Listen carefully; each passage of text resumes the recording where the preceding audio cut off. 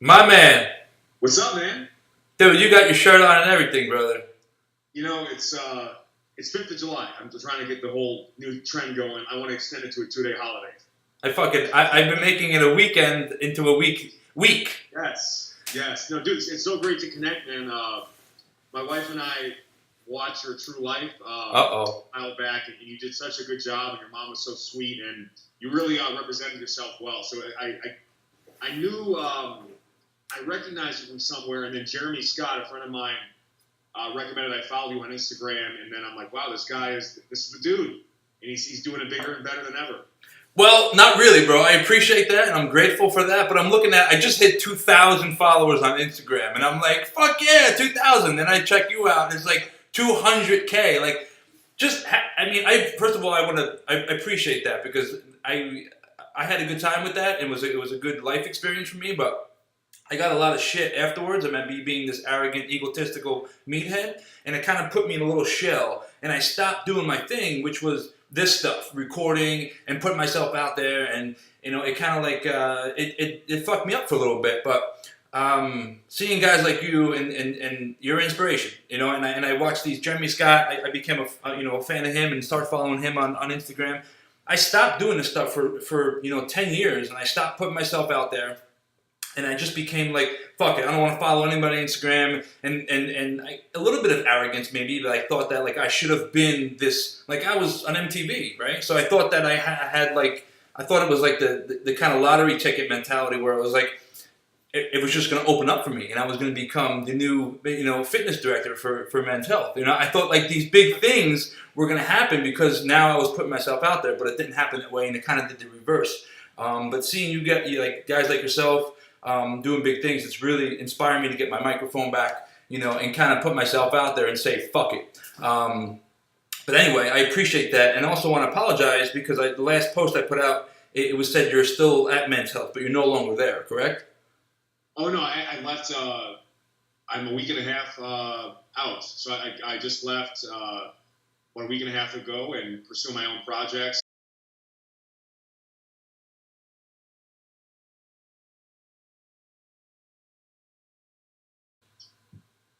Yo, BJ Gaddour with Project My Life, and I'm here today with Anthony to share my unique story in fitness and how much it means to me, and in reality, my life's purpose in helping people all over the world discover how transformative fitness can be and setting the tone for their physical life, which unlocks so many other things in their life, professionally, personally, and so forth. And I've been a big fan of Anthony's. I saw him on the True Life MTV series. He did such an awesome job, and I know firsthand the dedication it takes to do what Anthony did on that show and just pursuing that bodybuilding lifestyle, and the dedication you can take from that is unique, and you can apply it to almost anything you do. If you can, lock in your meals and lock in your workouts and commit to that type of regimented routine, it sets a success foundation for anything you want to pursue. And so that, I just think it's a beautiful thing, and the natural pursuit of maximizing what you've got is what kind of thrills me the most about fitness. And so I have a lot of respect for you, man. I'm happy to be here. I appreciate it, man. Real quick, you didn't think I was an asshole when you watched it the first time? No, I mean, look. You can be honest, man. I got thick skin. No, I mean, like, the reality is because I knew what you were going through. I mean, my wife loves me much more now than probably when I used to do some bodybuilding stuff because, you get mood swings, you can be a real prick. It takes over your life. And so I just had an appreciation of what you were going through and the fact you were letting these cameras in and, being real about the experience. So I actually found it very cathartic. Maybe someone who wasn't as familiar with what it takes to do this, like most people think you just kind of wake up, you do some workouts and, eat your steak and you can get on stage and have some striations in your glutes. And it doesn't work that way. And so it was just really fun to see all that was involved. And when I saw it, I had just kind of entered into the fitness industry. And, I had lost that initial weight of being a fat guy playing football as a lineman and finally losing it. But then I was having trouble keeping it. I was doing the ebbs and flows. And so it was really unique to see how even when you went off season, and I remember you allowed yourself that piece of cake and you went right back on. because most guys, right, they bulk, they cut. It's just this disgusting up-down roller coaster. Exactly. And you were one of the first I saw to really kind of be lean year-round, and that was really intriguing to me. I appreciate that, man. That means a lot. Talk a little bit about your sports background and how you went from the fat kid to the men's health cover guy. Yeah, well, I just sleep with a lot of people, man. Good for you, man. Good for you. Yeah, I mean, it is what happens. But so I was always an overweight kid. I came from a family that emphasized food as love, and I even had a plate when I would eat that my mom gave me, and it would say, "You are special" on it. It was this massive plate that would feed, a small village. And so that was kind of how it was. I mean, I gained once 15 pounds in 2 weeks on spring break going to my grandparents in Florida, and I just ate, pizza and watched blockbuster movies. And so I had a real issue with food. And you combine that with the fact that I had these injuries that I accumulated from sport. I had limitations, and I couldn't train the way I wanted to in a lot of ways. I couldn't do a lot of that conditioning side of things that really helps you stay lean while gaining strength. I really ballooned up. And, I mean, to go back just a little bit, when I was 14, my high school football coach, Don Forty, Milwaukee, Wisconsin, University School of Milwaukee, and he's this, fiery Italian guy from Boston, and he goes to me, "Yo, BJ, you coming to the weight room?" And he took me up to the weight room as an 8th grader trying to get ready for freshman year football. And he was, as you know, if you played football, the football coach is the football coach, the weight room coach, right. the gym coach, and also the track and field coach. So he was that guy. And he taught me the 4 main lifts, man. Power clean, deadlift, bench, and squat. I was sore for a week in muscles that I never knew I even had. And as a 14-year-old kid who was fat, not a lot of self-esteem, it was the first time where I saw, well, I can kind of empower myself at a cellular level with fitness. That's awesome. Like, all I got to do is go in and put in the work, and I can actually change the way people perceive me and build confidence. And I have not missed a workout since I was 14 years old. No shit. A lot of things along the way. And so I've been consistent with the training, but it was more powerlifting, get as big as possible. I was a lineman. So the total fitness side was missing. No focus on mobility, no focus on conditioning, just about moving the bar and getting as much weight as possible. And I ended up playing college football at Amherst College. And by the time I was 22, my senior year in college, I had 4 knee surgeries under my belt, 2 on each side. I had suffered from patellar tendinosis for a decade. And the doctors told me that I had the cartilage wear of an 80-year-old in my knees, and I thought everything was behind me at the age of 22. And what has been now since 22, 34 today, it's been a 12-year journey of rediscovering function and almost functioning now in a better way than I used to through my knowledge that I gained in fitness, and really just transforming a lot of pain to less pain, to even less pain, to no pain, to now feeling good, and being able really to help people that have had injuries in the past overcome them, help people that are kind of the prisoner of what is an overweight body, unlock that and find out what's inside and kind of unleashing this beast. And you had mentioned the cover of Men's Health. Like, when I was 17 years old, and around that time when I was at my worst, I got to about 275, triple XL shirt, size 44 pants. How old? 17? I'm sorry? At 17? Yeah, at 17, 18 is when I kind of bottomed out. And there's actually a picture of me going on a Millennium Cruise with my family on winter break, the boarding photo. And I saw that photo when I came back from the trip, and I knew I had to make a change. And, when you're younger, it's simple things that can really, it's always simple things, but I was eating like a loaf of bread at dinner and like so many liquid calories, like 7 sodas a day. I really just cut bread and liquid calories, and I lost 50 pounds, played so well my senior season that it opened up the ability to play in college. And that's when I first saw, like, the transformation that can happen through fitness. Like, people don't give a shit about me, man. Like, and I said in that post, like, when I was that age, thinking of 200 people being interested in what I had to say, and now I have 200,000 people that I share workouts with every day on Instagram, it's really amazing. And I read Men's Health magazine when I was that age. It was like one of the things I wanted to look like the guys on the cover. So 17 years later, to be on the cover of that magazine, but so it was kind of an amazing achievement. At the same time, you're like, well, okay, what's next? Right. To achieve a goal, there's kind of this hangover. Yep. For some that aren't, I'm not a very complacent guy, so it's like, what's next? But really, what kind of got me sick to my stomach was looking at that picture of me when I was 17, and where would I be now without fitness? Right. Would I be a 500-pound guy that's clapping for exercise? Right. Would I be an alcoholic because I would have kind of succumbed to the personal problems that happened in my family? I definitely wouldn't have gone to the school I went to. I wouldn't be able to talk to guys like you.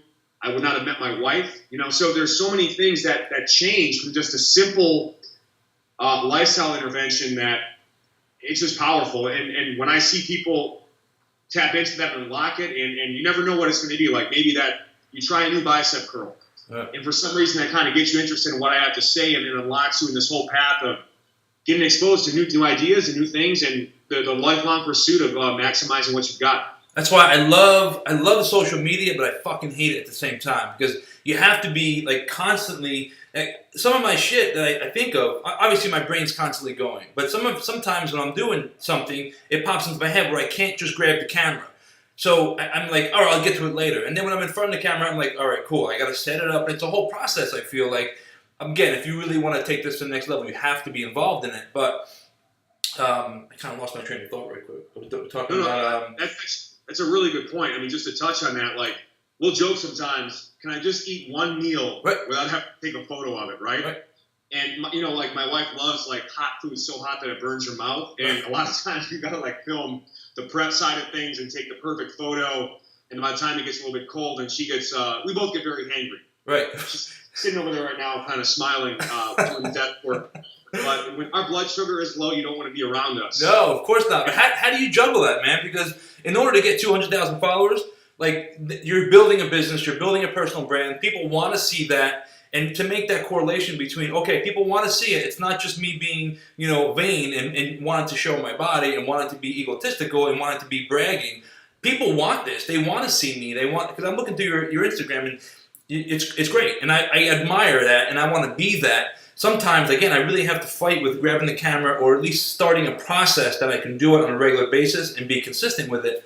But again, I was talking to my wife about, like, it's important, right? So she's like, put the fucking phone down. I'm like, but this stuff is important because when the stuff comes to me, I want to capture it. And then when I'm not involved in it, I forget about it, or it kind of gets to the wayside. But I know that somebody out there could appreciate that. And this is quality stuff that I can bring to the table. But it's a constant kind of fight. How do you juggle that with that whole process?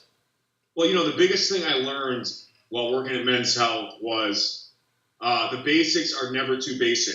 There's so many things that you and I take for granted, like swapping spaghetti squash for noodles. That's like, this is not good information. I've been doing this for years. But that's a game changer to someone who is newer to fitness. So again, like, part of the benefit of me having been on both sides of that fitness spectrum, like terrible shape, eating like an animal, to, getting ready to step on stage at a bodybuilding show and everything in between, is knowing that it's all relevant information.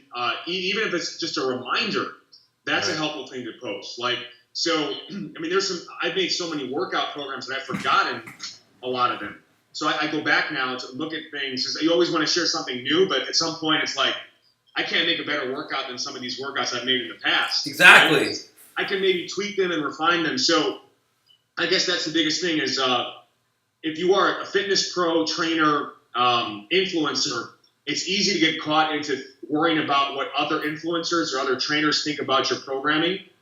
When in reality, when you do that, you're focusing too much on them and not serving the people that really need your help. So people could say, oh, your workouts are too simple, or there's not enough equipment, or, that's not going to get you jacked. But you have to understand that the people that I'm serving, they're not worried about getting jacked. They're just trying to find a routine they can get in and commit to and be consistent with and get some energy and just lose a little fat, improve their health profile.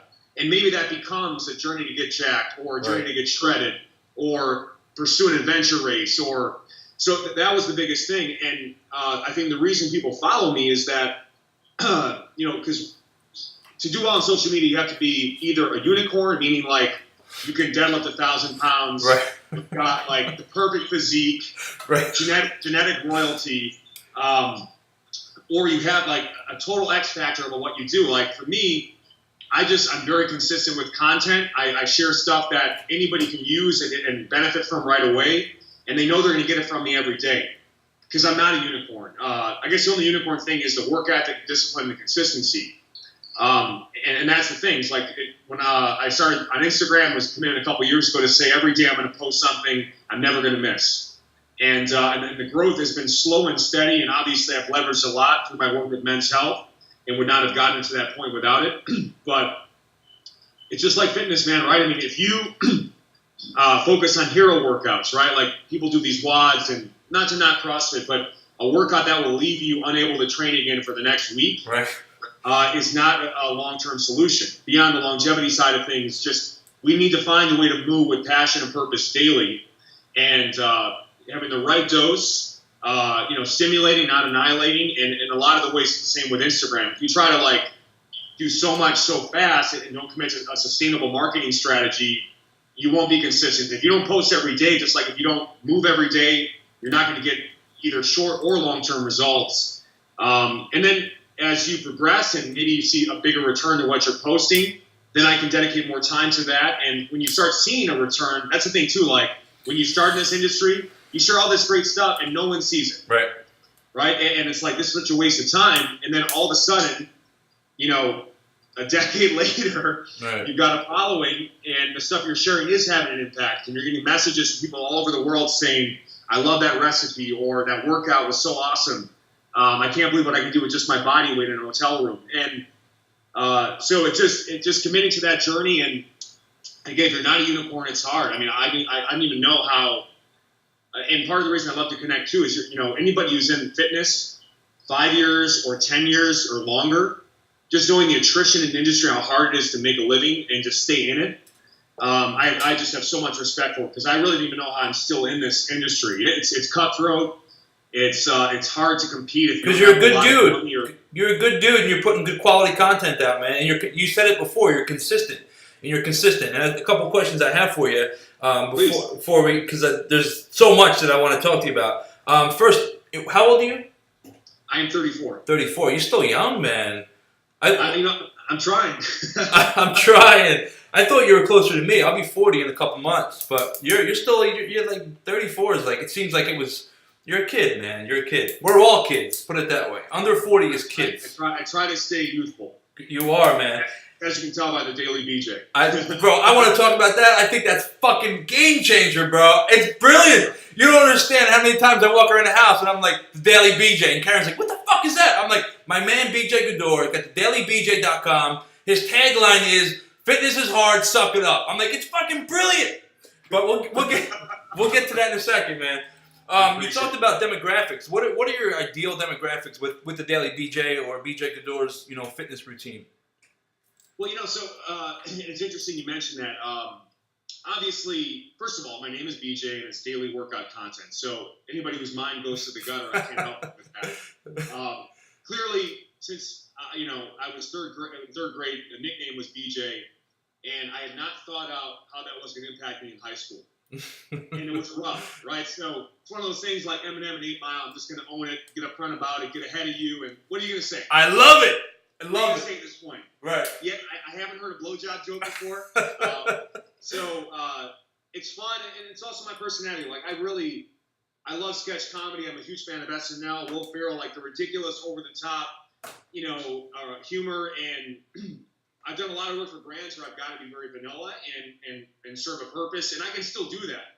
But for me to be true to like what I really enjoy and share things that I enjoy, I have to know at the same time, like, I've even heard it.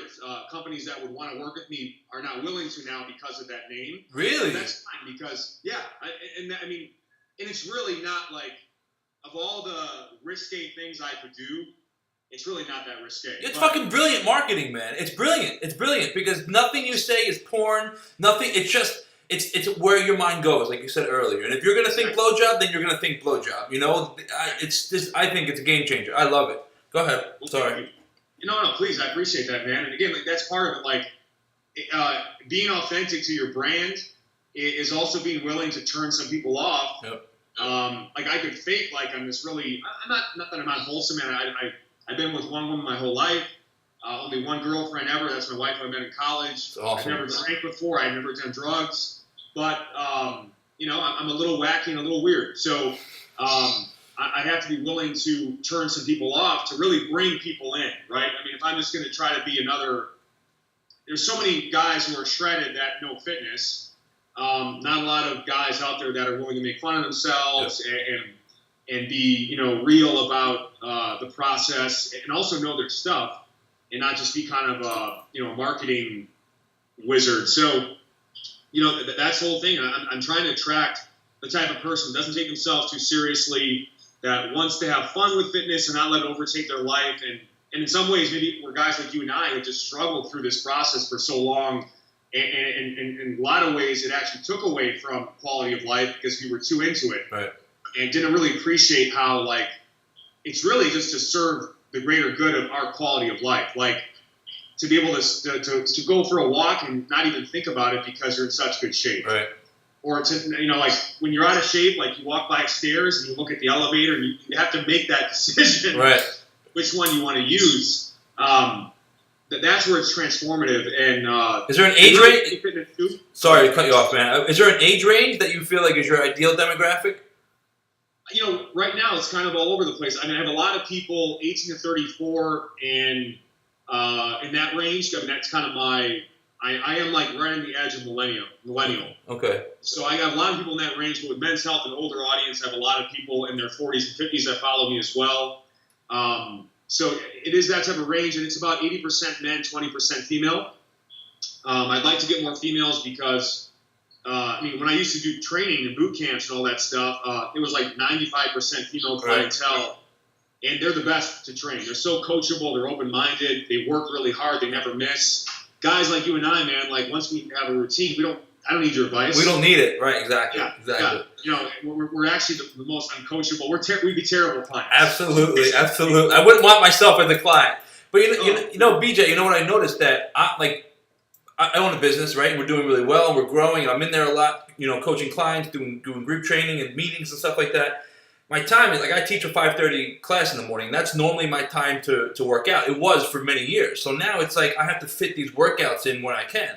And I noticed myself gravitating more towards your style of workouts because you don't need a lot of equipment. And I can get a quick Metcon or a quick full body burn in 15 and 20 minutes. Sometimes not even that much. And that's all I need in the morning to kickstart my day and kind of just get my mind right. And I feel good and I got something accomplished. Am I going to be building, massive amounts of muscle from that? No, but right now, that's not what I need and require. And it's just to keep me in motion, So I feel 18 to 24 is maybe your target, but there's definitely some older, which I feel I'm gravitating more to, not because I'm older, quote unquote, but time is more valuable to me, and I want to get a workout in without having to be in the gym for an hour and a half, So that's why I asked you that, because I feel I'm 40, and again, that's not old, but again, my workouts are way different than they were when I was 18, I don't want to be in the gym for an hour and a half anymore, So, no, cool. And that's part of it, too. That's why I think I tap into the older audience because I have an appreciation, having gone through all these injuries so young in my life and being in constant pain.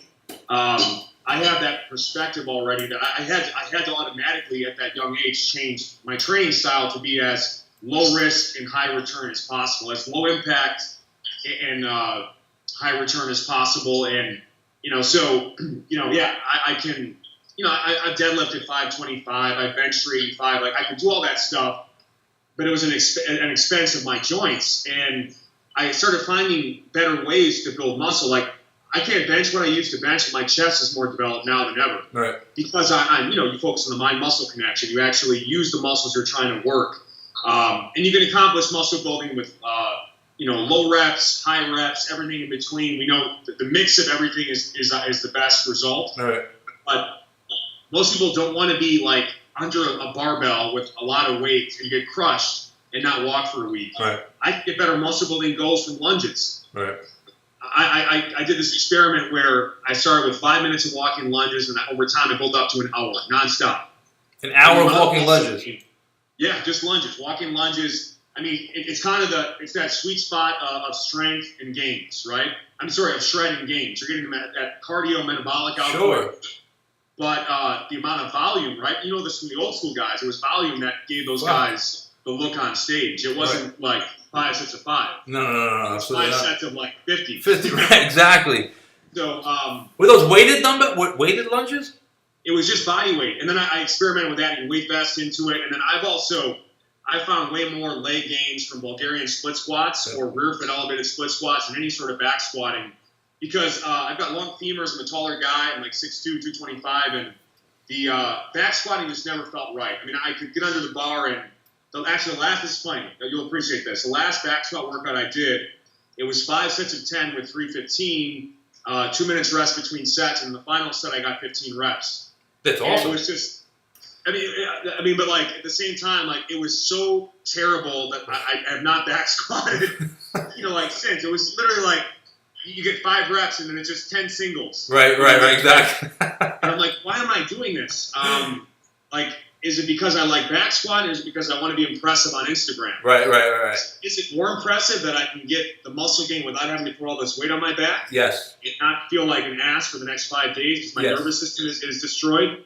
And that's where I started to approach it. Like, how can I crush you safely with less equipment than you're used to, so you can train at home, or you can do 30 minutes because you're busy and you have a business and you can't dedicate, like, part of the thing is when you do those lifts, you got to spend at least 30 minutes warming up to do it. Right, exactly. Like a Metcon workout with your body weight, a quick couple squat to stands and jumping jacks. You get into it, get out, and get on with your life. That's awesome.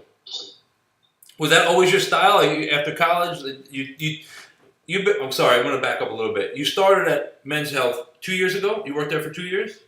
Yeah, I was an employee for 2 years, the last 2 years, and then I consulted for 5 years prior, just as a independent freelancer. So I saw you, that office, that was in New York City with just all the gym equipment around, and that was kind of like a recording studio as well?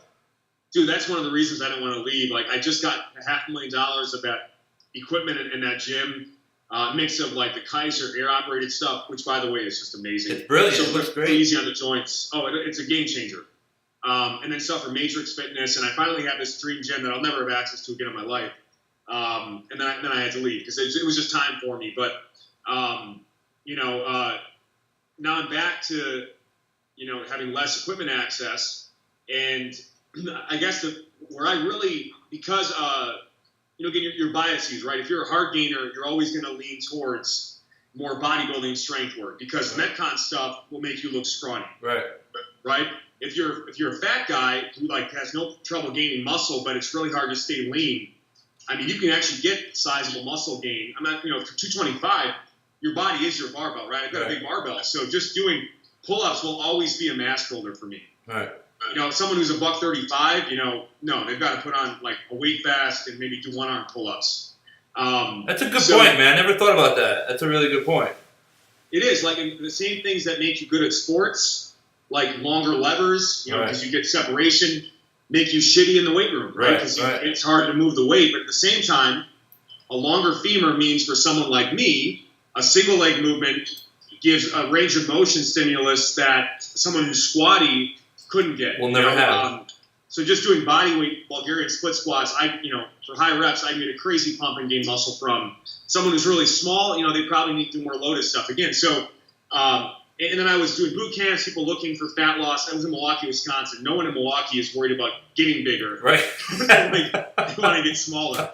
So it was really Metcon stuff, and I dove head into the metabolic conditioning circuits, and it's so interesting too because my training in the last 4 years has shifted from just straight Metcon to what I would call more metabolic bodybuilding, which means I'm applying time sets, but I'm doing so with a bodybuilding focus. So, instead of just doing like a circuit of non-competitive movements that works your whole body, I'll do an upper body complex or stack where I'll do, for example, a minute of pull-ups, a minute of body weight rows, a minute of straight arm lat pull downs back to back to back.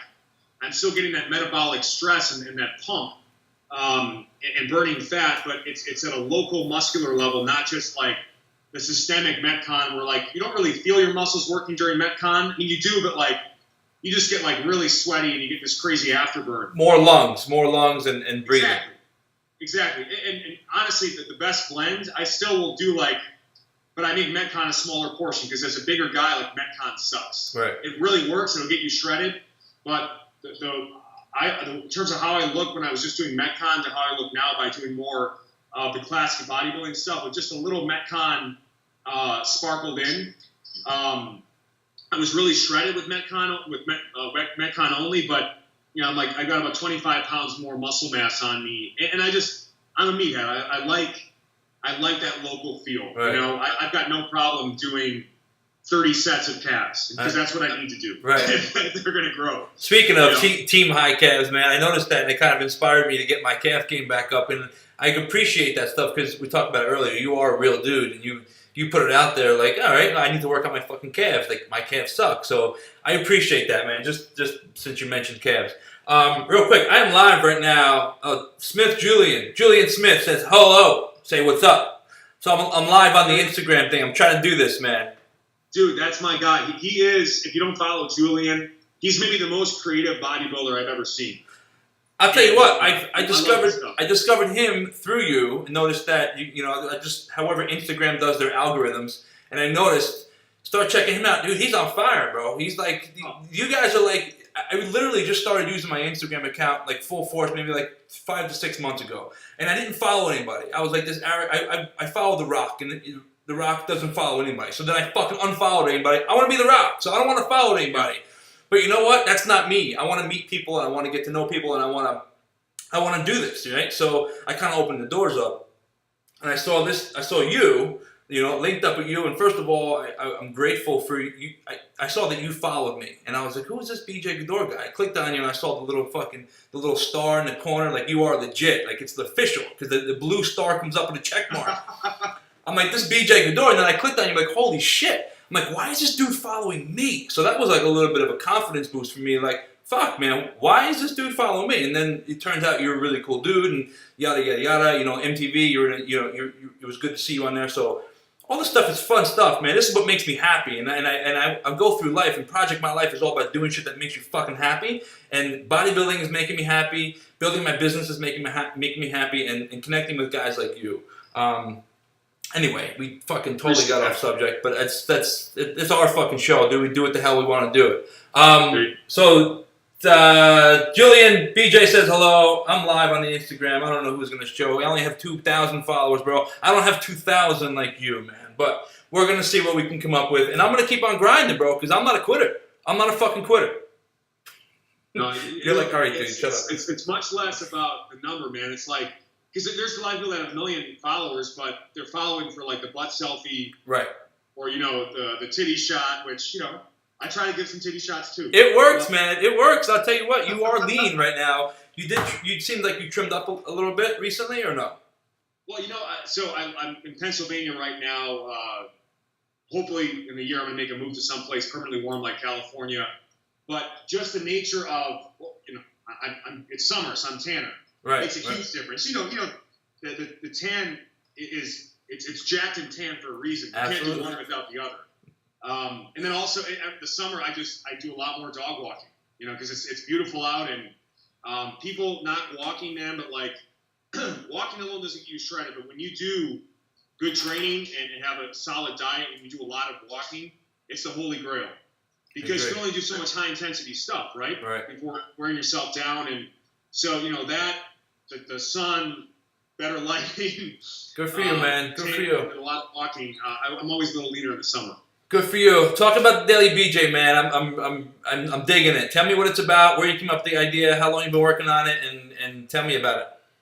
Well, I've had the concept for a couple of years. While I was working at Men's Health, I couldn't pursue anything outside of the work I had to do for them as part of my agreement. So I knew it would be the next thing once I would leave. And, really what I'm trying to create there is a lifestyle and really let them in as if they have a workout buddy, like a guy, just another meathead, doesn't know his way around the kitchen very well, but makes some delicious meals that can support your goals, has workouts that meet you where you're at, whether you want to use a couch or go to the gym or, just use dumbbells or just lose fat or focus on muscle gain. So it's just an opportunity. I've got 2 decades of knowledge, so much stuff that, again, like I take it for granted that I want to share with people that, so it can benefit them like it has me.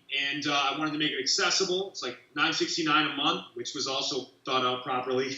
I love it. I love it, dude. Yeah. You know, and that's the thing. Just they get to know me, and they get to know exactly how I train. People are really interested in that. Like, what exactly do you do? So that's part of what comes with the site is I share my exact daily workout. But then they get all this other, you know, fat loss, muscle gain, mobility content like Netflix and Stretch, which love it. You know, I found through Instagram, like people were loving this. I'm like, why are they liking this mobility stuff? This is like the boring shit. And so again, it's part of like knowing your audience. Like, I would just see what people responded to the best, and they became kind of these mini franchises in terms of what I do.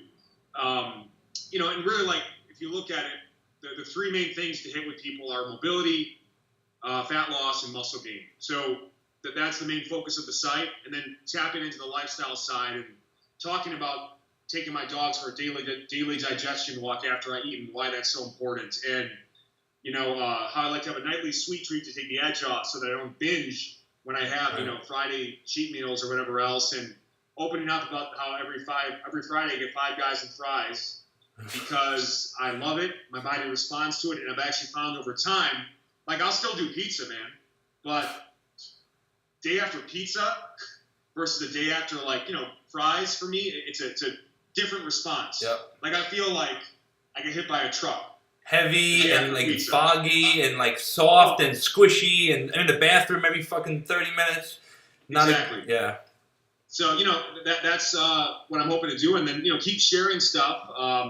Because, again, I'm a content marketer. I'm not going to throw, like, you know, I don't like to slam in people's face. Like, if you want more of what I do, that's where you can find me. But you can still get a lot of good free content at the social media channels that I use. And because, again, like, I couldn't afford training. Like, I didn't come from a wealthy family that could get, like, the best strength coach or personal trainer.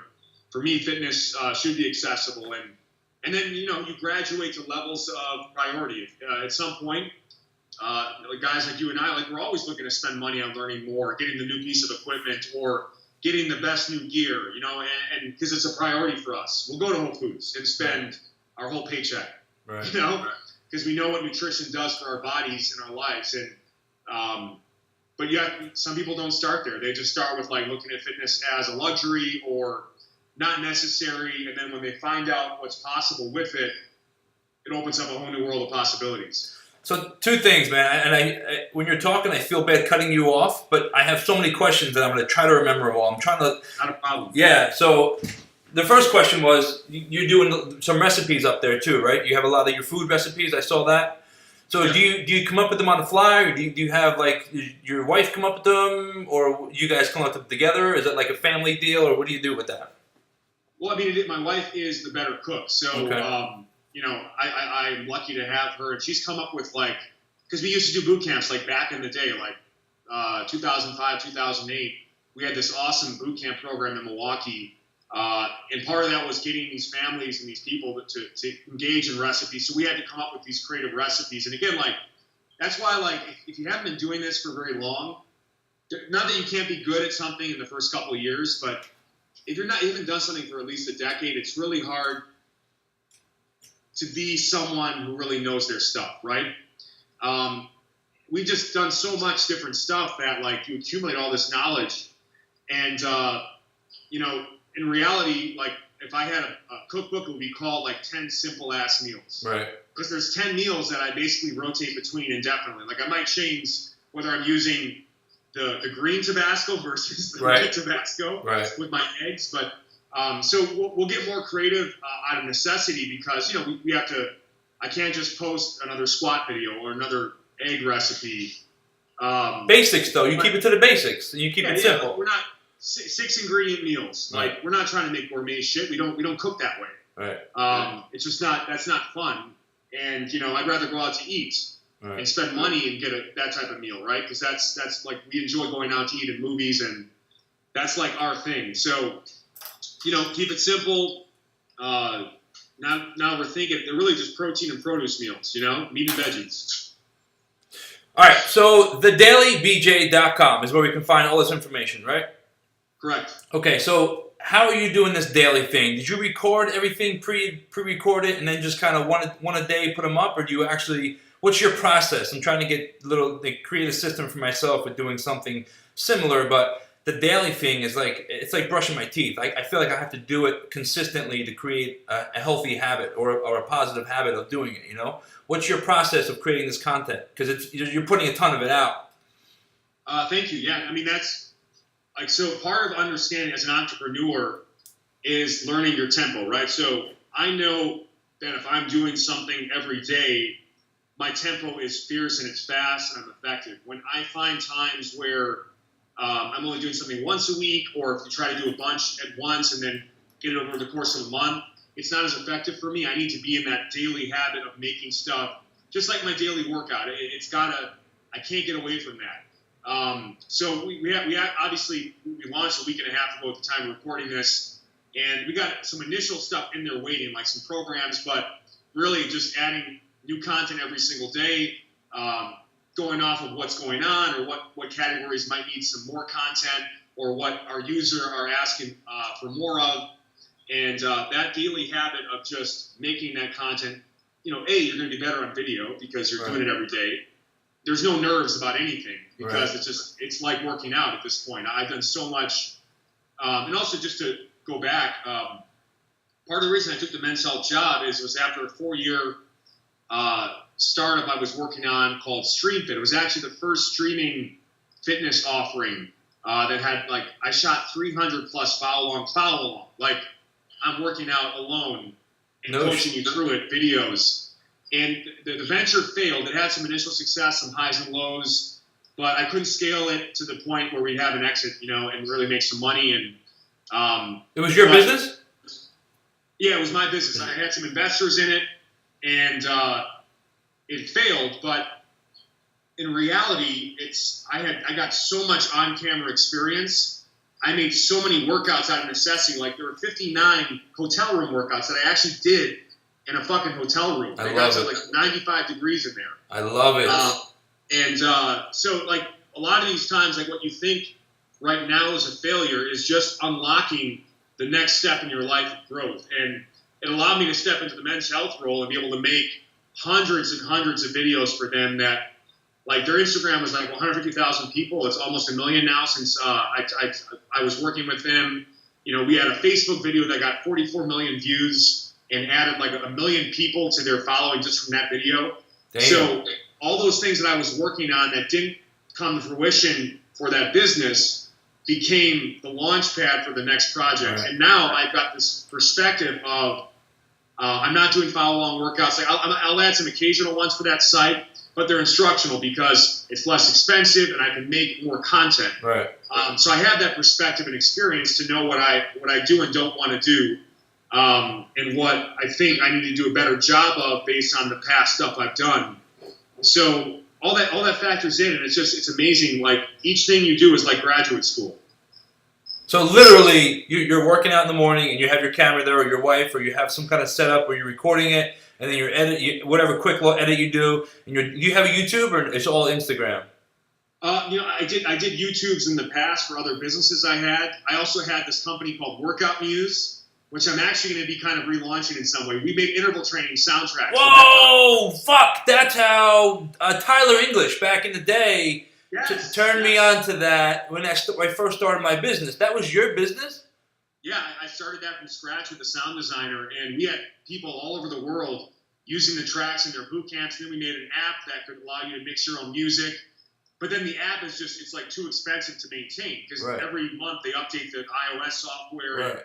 So I'm going to try to reinvigorate with my old partner and we're going to start by just launching the Tabata tracks. And, again, it's not your music. It's music that's made by the sound designer. You're not going to like it like your regular music, but it just automates the session. And again, I think too often in my life, I've closed the door on things that used to be in the past. I've never gone back to my high school or college. I don't like thinking about who I was then. Right.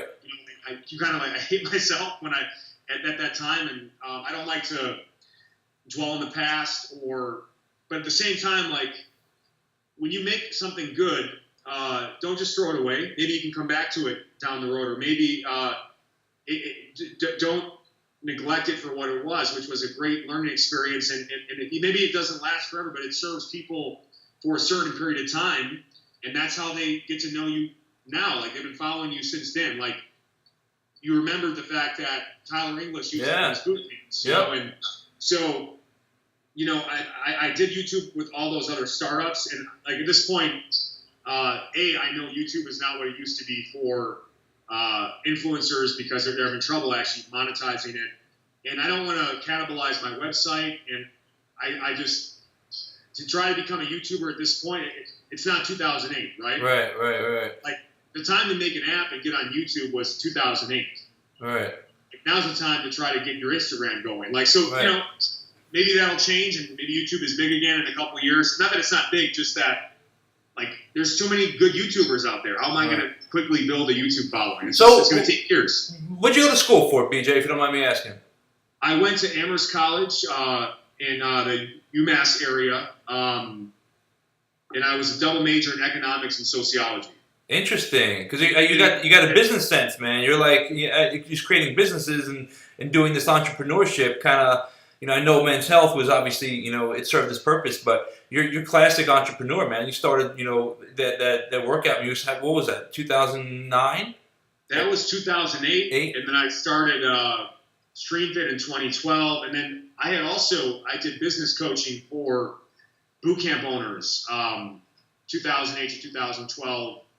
So like Men's Health thing was my only job ever. I've never had a job before, so it was really, it was weird because I was used to calling all the shots and going at a certain tempo, and you just can't do that within a company because there's protocols and there's people you have to run things through. And I learned a ton. It just knowing myself. I always beat to my own drum.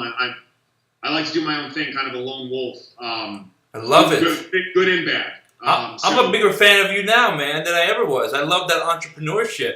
So, tell me a little bit about, I talk a lot about business, and I've had a few failed businesses in my career, and tell us a little bit about the mindset of starting and putting everything you have into a business, thinking that it's going to be, I don't know, maybe you didn't think it, but whatever I do, I go all in. I think it's going to be like a game changer. And then like having it fail and like having to put it aside, how do you pick up and start something else? It's obviously something in you. You can't be taught that, So tell me a little bit about failed businesses and how you overcame that.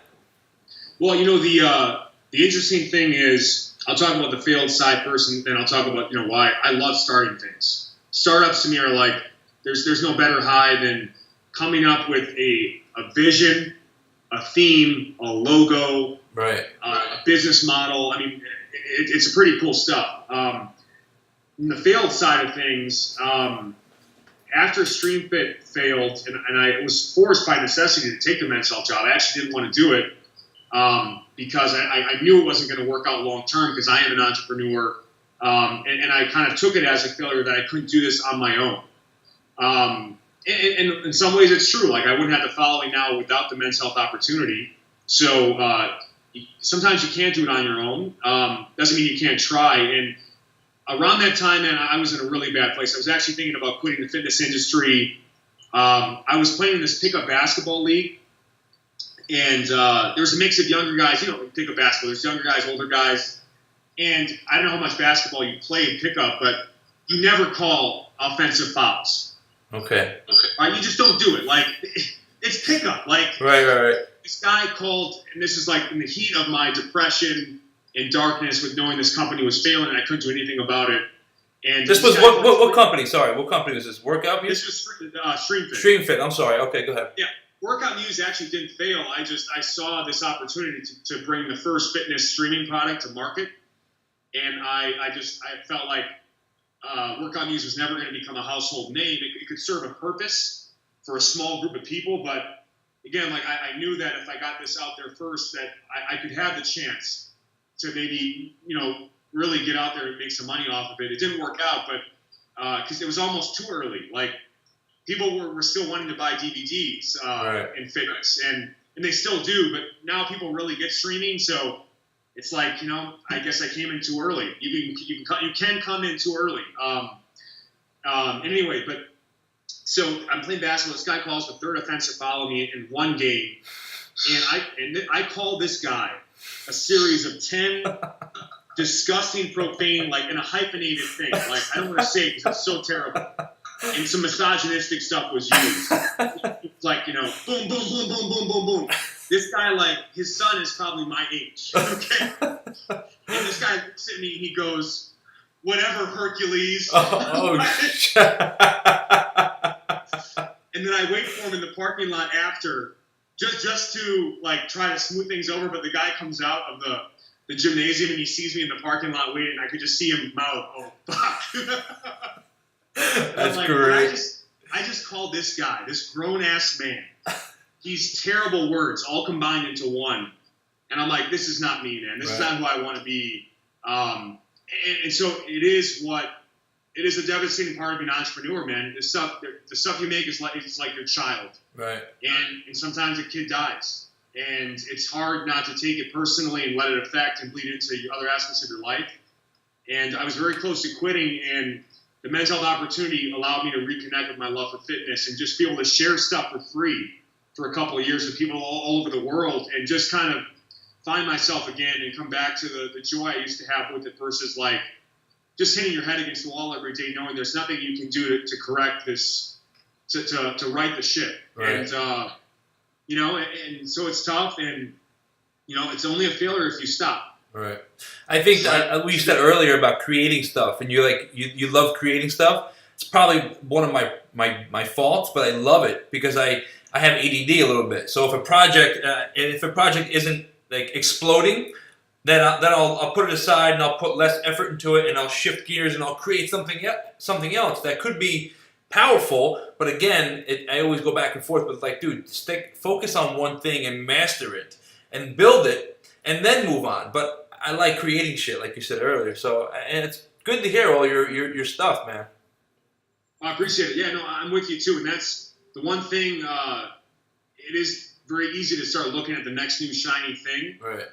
The one thing that I've done a good job of, I think, for the most part, is and it is to a fault. Like once I find something that I am passionate about, that I want to pursue it, it's laser focused. Like everything else gets shut down. I've been very lucky to have my wife pay our bills and help out with things that, you know, because I'm very one track with it. I'm better than I used to be. Like it used to just be an obsession. Now it's a more healthy obsession. I can turn things off and Netflix at night and, you know, decompress a bit more than I used to, which is key. But being laser focused is key. And some people, again, will call it obsessive. And, you know, I'm sure you get called obsessive or compulsive with, you know, whether it be bodybuilding or your business. But if you want to be successful and you aren't born with a lot of money or a lot of genetic resources, you have to be obsessive about your work if you want to have success. I love There's too many talented people out there who die with it, right? Like I listen to a lot of Les Brown and stuff like that. He talks about like don't go to the grave with all your talents, like put them to use, and that makes me want to do more shit. You know, so I get like overwhelmed sometimes, and that kind of, it's just a fucking process. But at the end of the day, you just got to keep pushing through. Real quick, you mentioned something about, I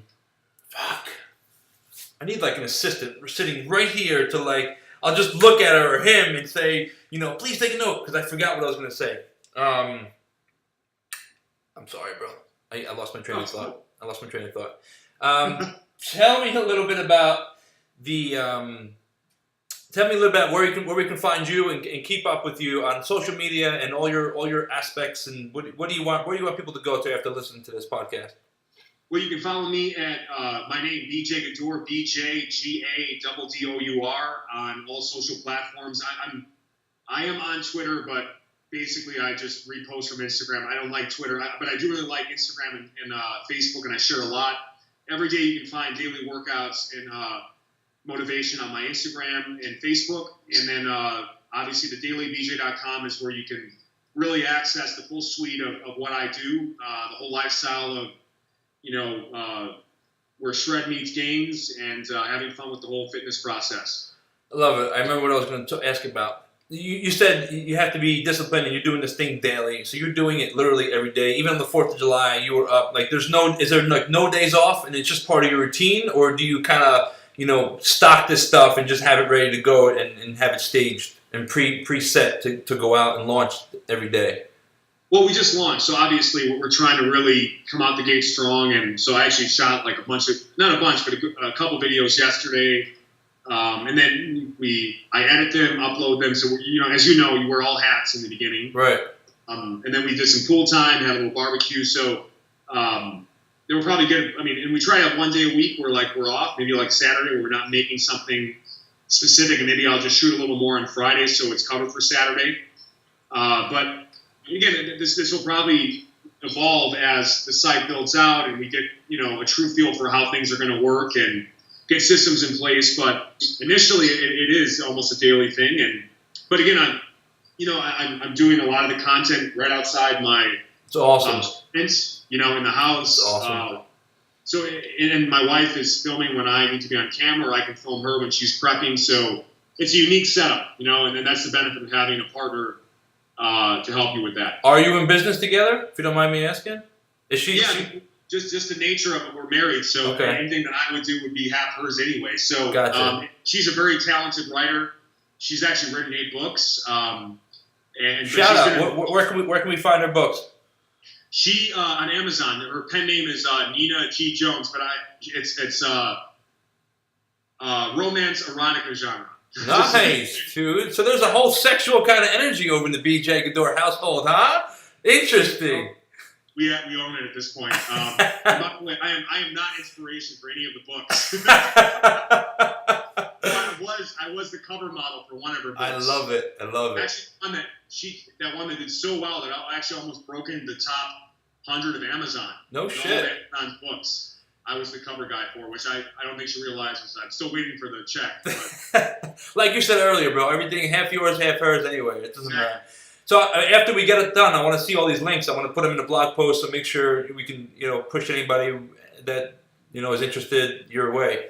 So you were telling a story about you're in business officially or she's just your right hand girl, so to speak, and does she have another full-time job or is this it? Well, she works from home doing her writing. She has for the last couple of years.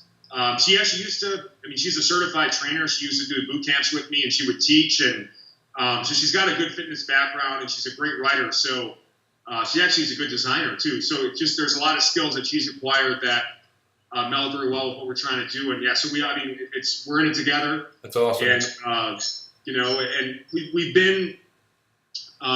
There are some issues that come with that sometimes. Like if you're kind of a savage, like where you're like, we got to do this. The intensity sometimes can be off-putting, and because there's no filter between you and your significant other, it can cause some tension. And we definitely worked through that early on, and now we're a little wiser with it. So we try to be nicer, and when we both really what it comes down to is just not doing work when any one of us is hungry. Right.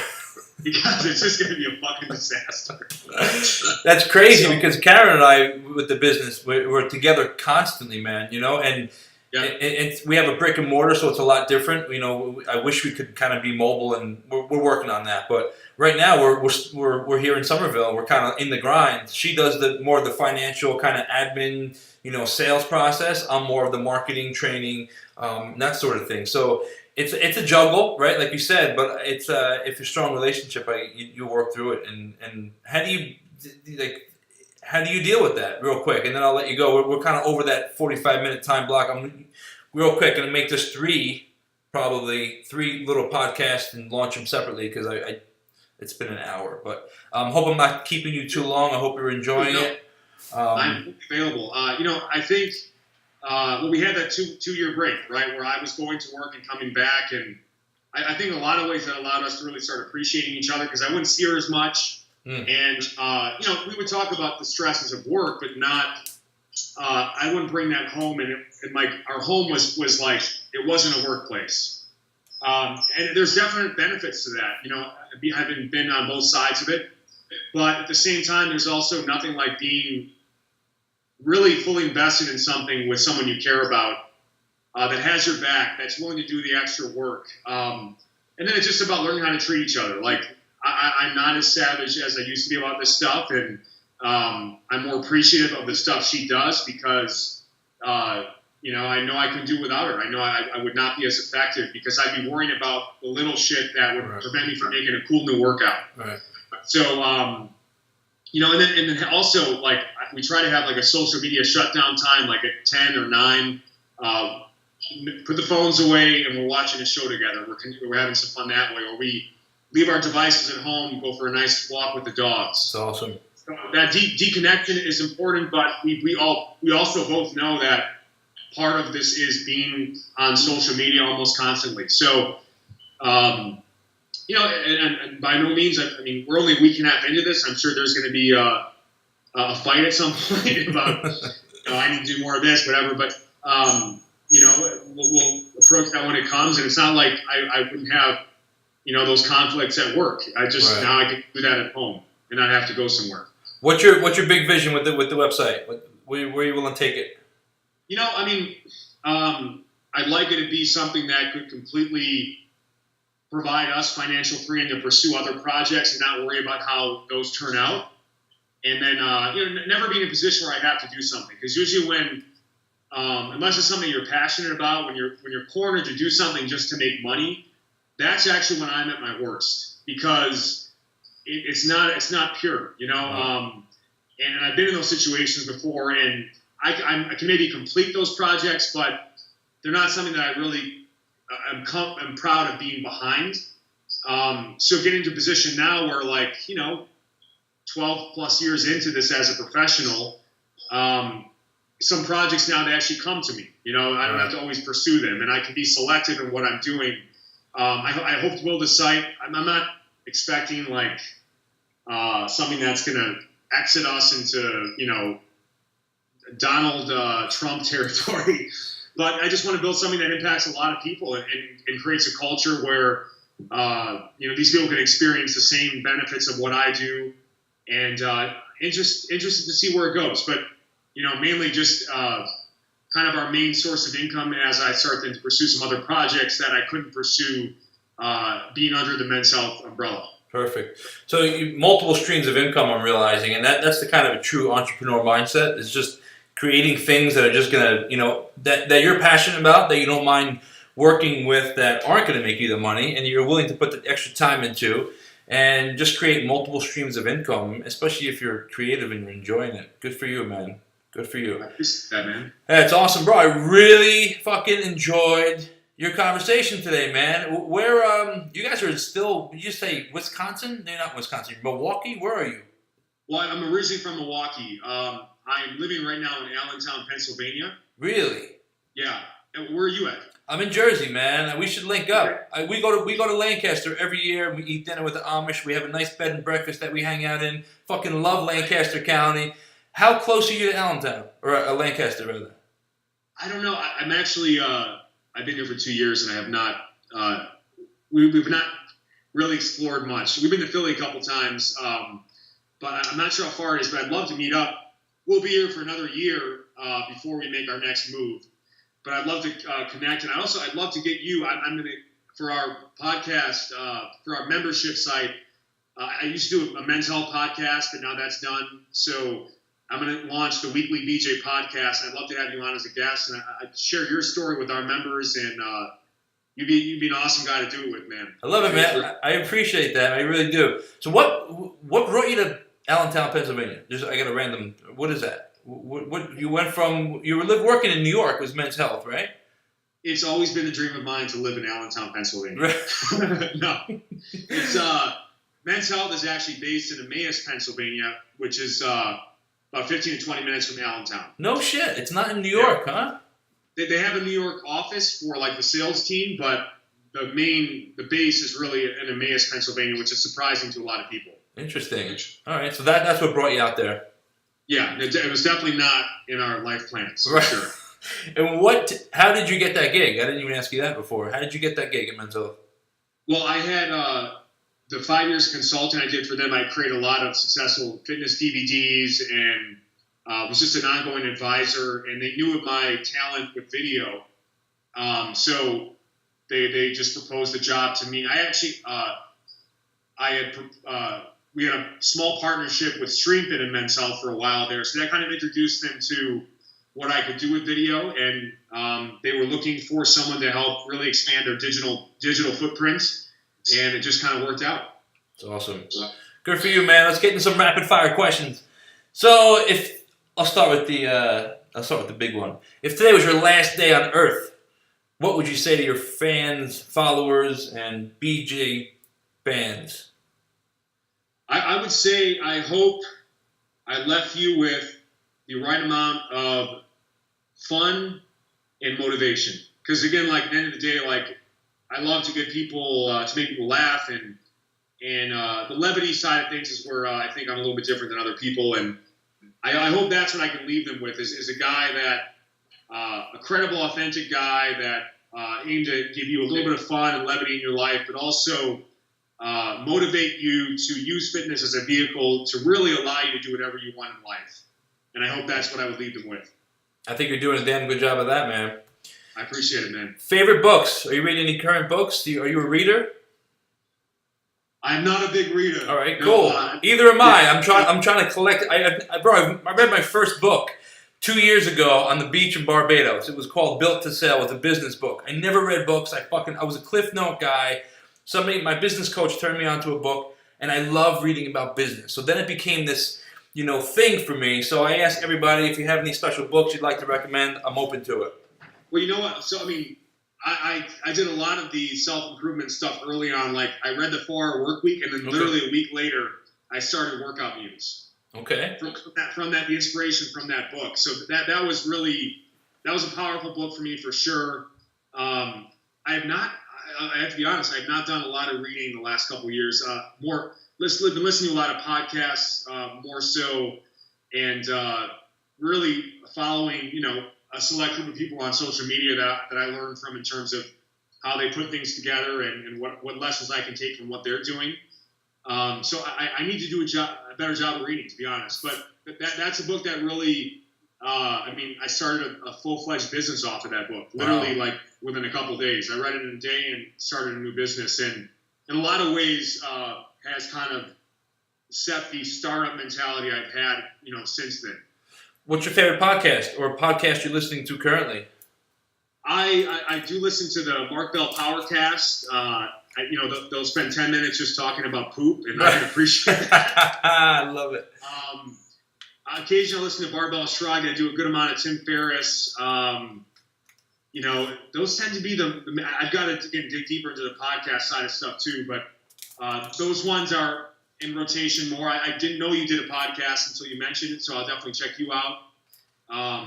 But yeah, I've got to do more listening and more reading. I have to. I just have not done enough of it. Where do you get all your information from? This is all downloaded into your brain from years and years and years, or where are you getting your stuff from?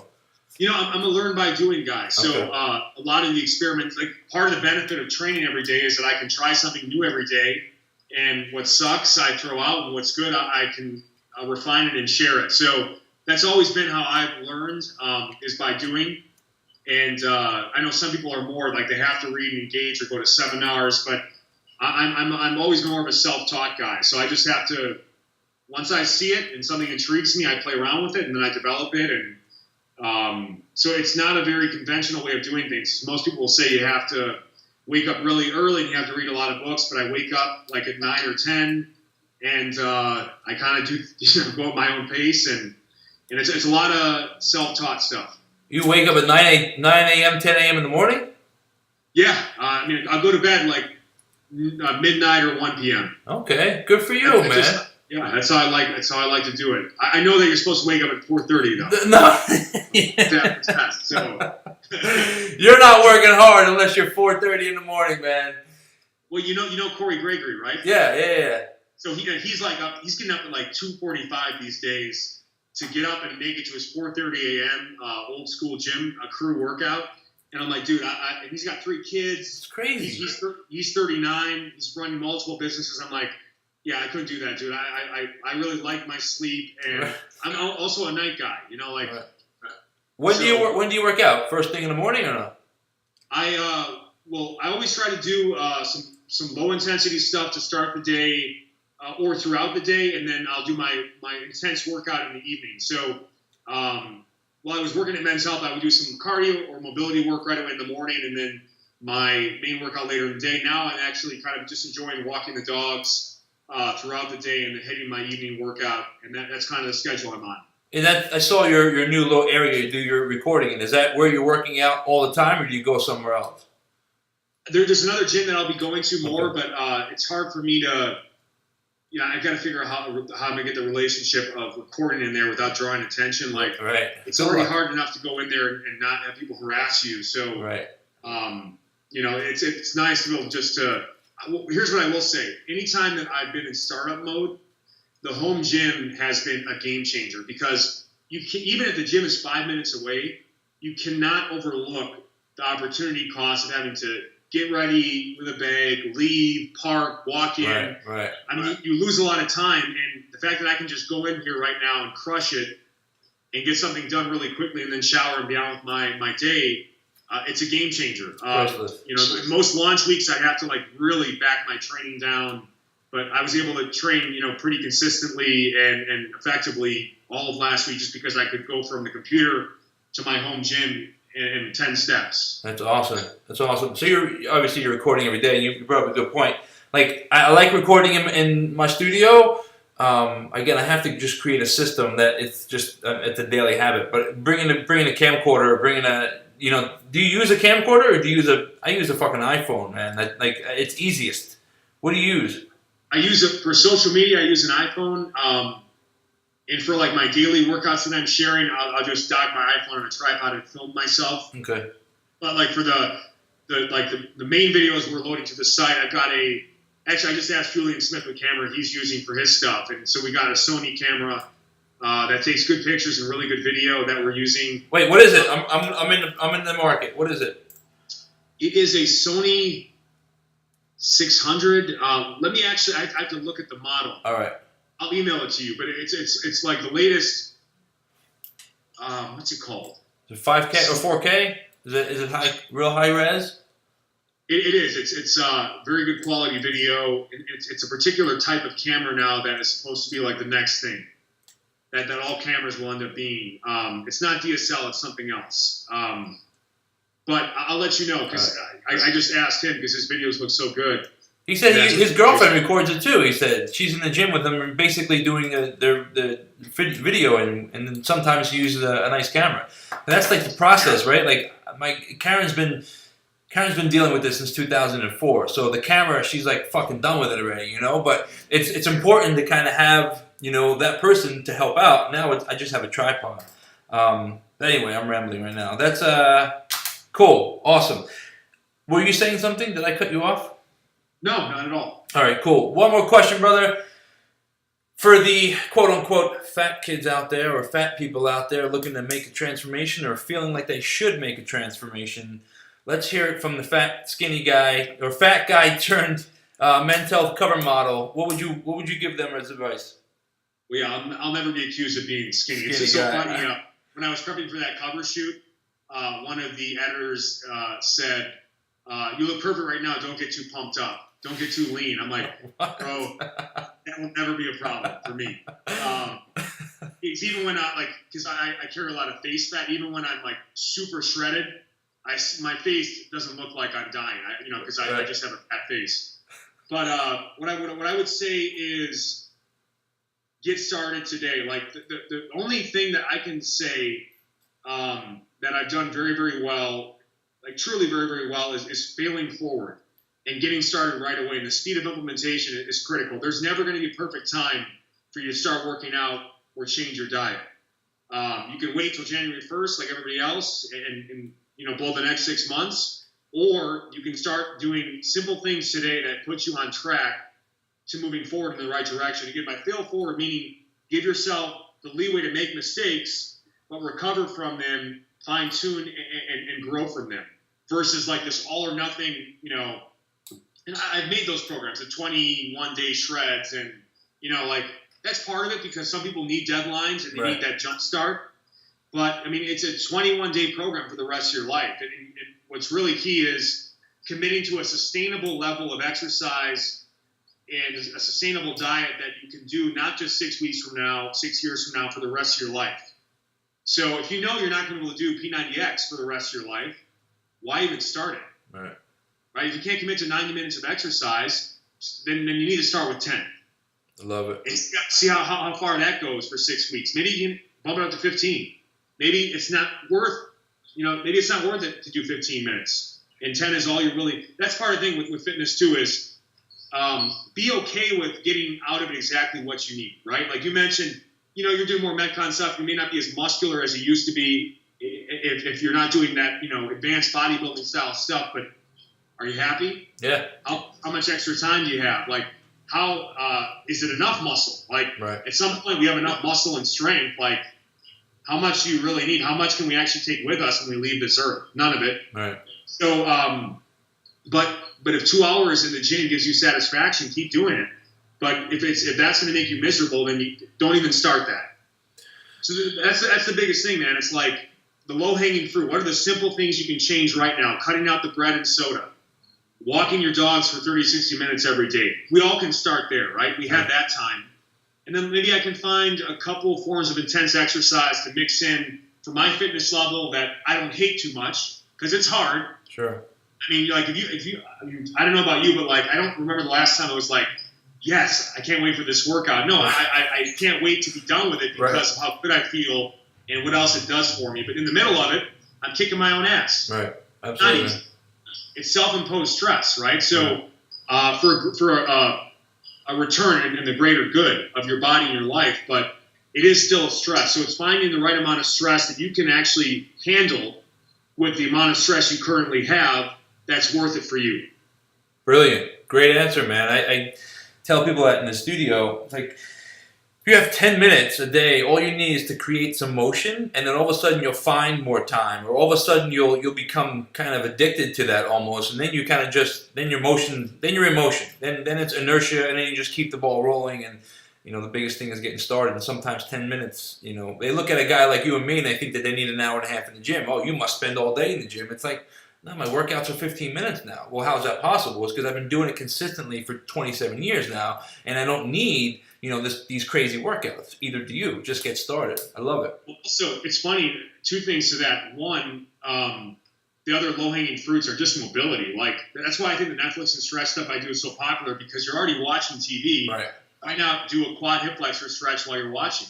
Love it. Because then you're in less knee pain. Your back doesn't hurt as much. And then you can actually lunge pain-free through a full range of motion. So that stuff, what's so tragic, man, is so many people are in pain, and they can't function each day without popping pills. Right. You can get rid of pain. I mean, like, movement is actually fun. I love going for walks. I used to hate walking because my knees hurt, and I was fat.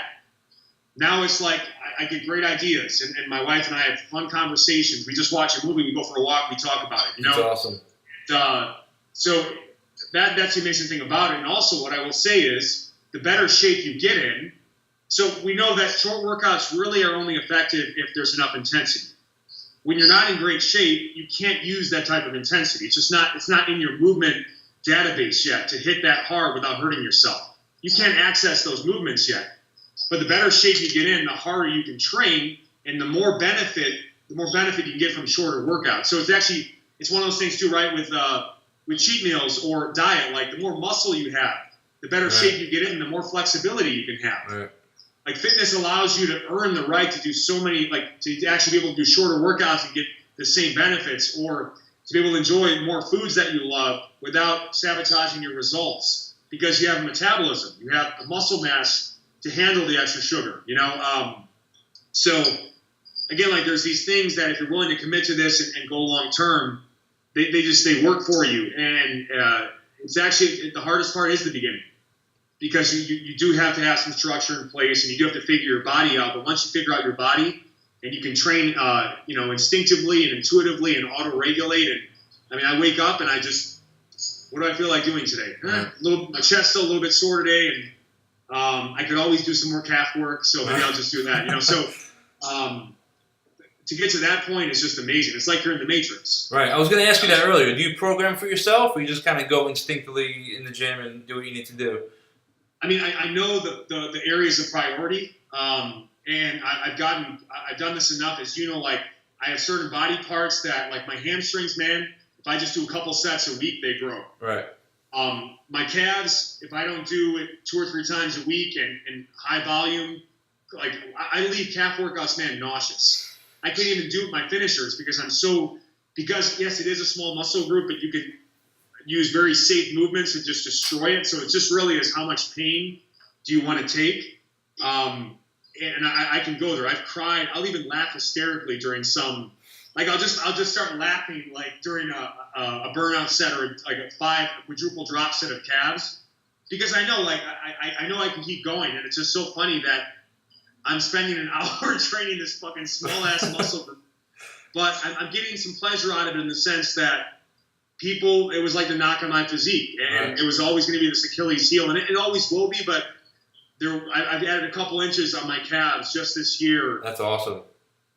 But it's like, all I got to do is do a couple Russian leg curls and my hamstrings grow. So I know which body parts I've got to train more frequently, and I also know how much volume and intensity each body part really needs. Like I don't do any ab work. I'll be honest. I share core workouts and people love them, but I just don't. Maybe some ab wheel stuff, but we do push-ups, pull-ups, dips, front squats with dumbbells or kettlebells. I mean, you're getting some pretty good core work there. So sword to the core. Is that how you got your amazing abs, or is that something that? Well, so that's a good question. Like the thing is, I used to do that stuff. So part of the thing is the training residuals, right? Like if you've done enough powerlifting, you retain a lot of that neuromuscular stuff. Like I could go back in and build up to 500 plus deadlift pretty quickly, and then I can maintain those residuals by doing things like swings and other like hip thrusts and stuff like that. So again, like it's harder to gain than it is to maintain. I can maintain a lot of the stuff I used to do. I don't do as much planking, but I did a shit ton of it in my 20s as I was building the core strength. And again, if you overhead press heavy, right? I mean, that's a lot. People don't realize how core centric the classics are, right? But yeah, I mean, that's part of it too. Is if I just shared what I enjoyed, I couldn't serve my people. Like most people, they love core work, so I make core workouts. Right. I'm not saying that I'm necessarily going to do them, but they're great fucking core workouts. I hate training the core. I don't like. I think it's because I was fat too. I don't like the feeling of anything in my stomach. Right. Interesting. No. So quick, a little bit. I'm jumping around quite a bit, but that's how I do my shit. You're programming for thedailybj.com. Do you do it? Do you set a day of the week aside for it, or is it kind of like every day, same thing, just like you were doing everything else? Do a program a day, or how do you structure that? Where do you come up with your content? Well, every month they're going to get a new shred program, which is fat loss, and every month they'll get a new gains program. So there's going to be these new programs every month that they can follow. And then a lot of it's just random standalone stuff. Like I added the weight plate workout yesterday because, that's a fun thing that people have access to at home. So a lot of standalone content. And then my own workouts, again, it's just I have a general idea of how much I want to do each week. Again, it's something every day in some way. But some days it might just be an hour on an arc trainer while watching something on Netflix or Showtime or HBO Now.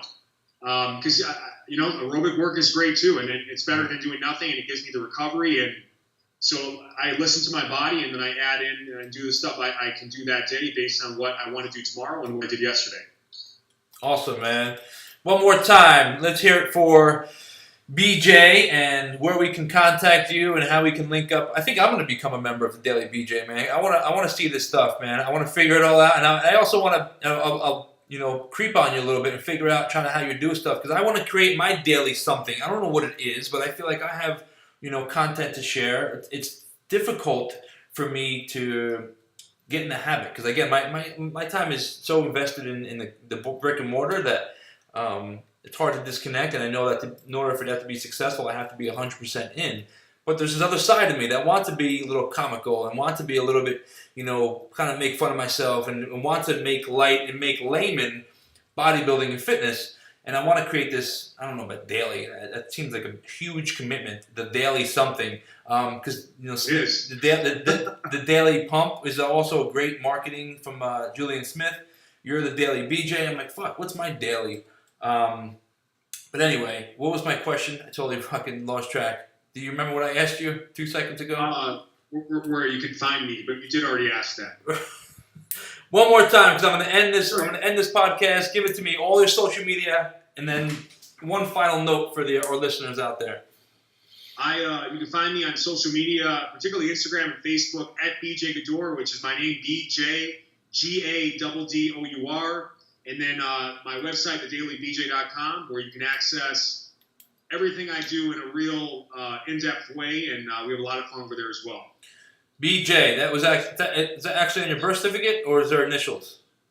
Their initials, it's actually not. The reason I go by BJ is because it stands for Brahim Jr., which is an Arabic name. Okay. And we aren't exactly in times where, we weren't when I was born, in 82.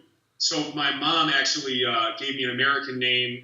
But when I found out my dad's name is Brahim, which is Abraham in Arabic. And when I found out he wanted to name me that, but they chose not to out of fear of prejudice, I went with BJ because it was a way to at least honor my dad and have his name, but do it in a safer way. Awesome. But then the whole blowjob thing blew up in my face in high school. now it's actually becoming a distinct marketing advantage. Dude, it's brilliant, man. Take advantage of that shit. I think it's fucking brilliant. I'm going to push everybody I know over to that. I'm actually thinking about becoming a member myself. But bro, I really appreciate. I appreciate, first of all, an hour and a half of your time. I feel bad. I asked you for 45 minutes and we doubled that. Yeah, but I feel like we have a ton of content here. I'm going to splice it up, probably 3 podcasts, just to give people a little bit of dose, because they lose their track for an hour and a half. They lose their, attention span. But I'm really grateful for the opportunity, and let's connect, man. We're like maybe an hour and a half away, maybe a workout or something like that. Collab on something or other, and keep the relationship alive, man. Dude, I would love to. Let me know anytime you're in town.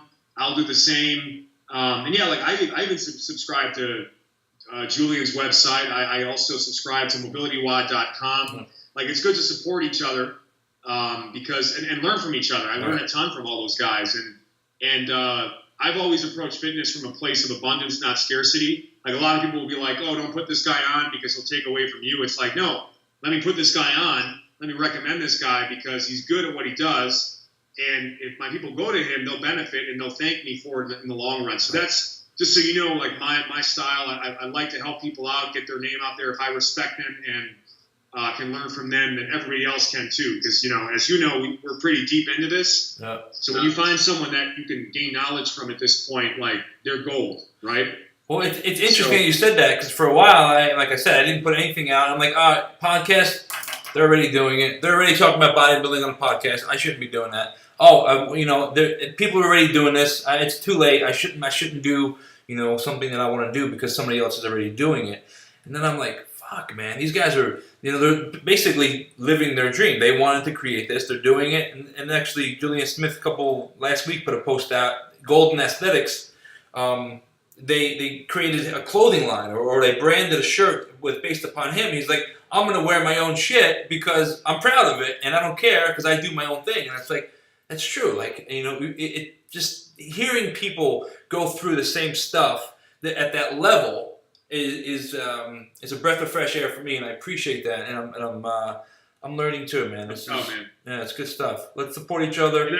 So I'd love to get you. I'd love to do a podcast with you at some point, and I want to hear more about your story. And I know my audience will love it if you're down. Bro, I love to talk. I talk for a living. So let me know when, and we'll do some talking, brother. I appreciate the opportunity. I would love to collab with you. Anything you need, let me know. You have my email now. Let's connect, man. You got it, man. Dude, thank you so much. Have a good rest of the week. And it's really an honor and pleasure getting to meet you, and I hope we can do some cool stuff together moving forward. I appreciate the opportunity, man. Have a great day. You too, buddy. Peace. Peace.